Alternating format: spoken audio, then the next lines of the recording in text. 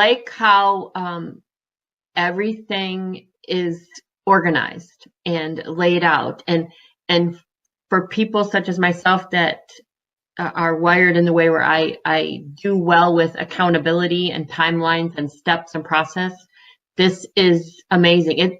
It's self-paced. At the same time, if you are in line with the coaching calls, that's kind of like a checkpoint.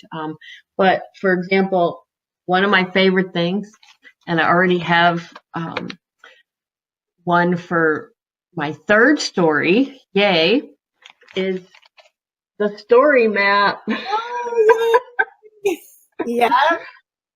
So you can't see it that well, but the story map is amazing. And that is one of the tools that Mindy and Jenny have in the modules. And for those of people that are visual also, it just brings such clarity to your ideas and your thoughts. And I will say, and I know Mindy, you and I touched on this the other night, there is in the beginning part where you're just kind of getting your ideas out there, ideas for stories, after you go through a timeline. And that timeline is very critical. It's a personal timeline. It helps you look at your stories, which would be God's stories, and that's pretty deep. And some women might get discouraged in that, and I will just say it is an amazing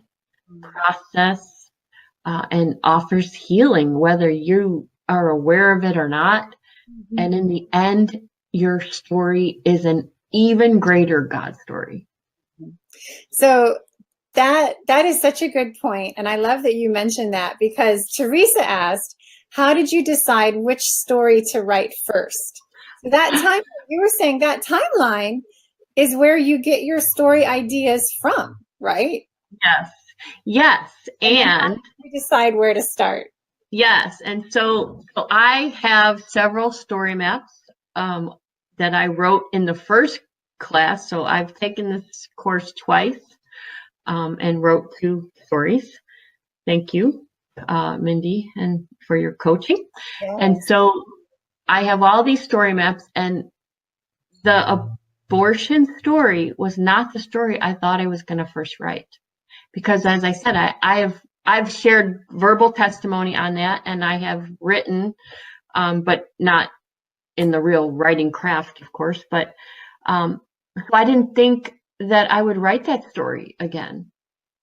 But the more I looked at my ideas and my story maps, the Lord just kept bringing me back to that story, the abortion story. It's like, okay, so there's something else to be said. There's some, and writing it this time with the guidance and the tools and the tips and the process, one of the key things that I learned, and everyone will learn, different things because we're all in different spaces. I learned to think more of the reader. Yeah. And thinking more of the reader, because it's not really about me. And so that's, I'm like, I don't need to write that story again. I'm good. But it's not about me. No. It's not about me. It's his story, and it's about him and the reader. And I learned that. Thank you, Mindy.